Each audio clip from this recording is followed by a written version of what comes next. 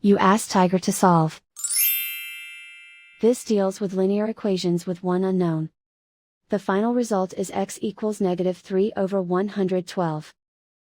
Let's solve it step by step. Group all constants on the right side of the equation. Subtract 3/8 from both sides. Combine the fractions. Combine the numerators. Reduce the zero numerator. Simplify the arithmetic.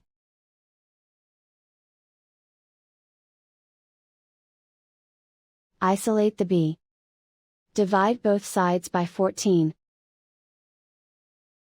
Simplify the fraction.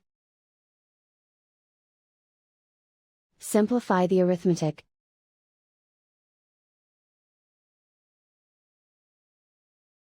And so the final result is x equals -3/112.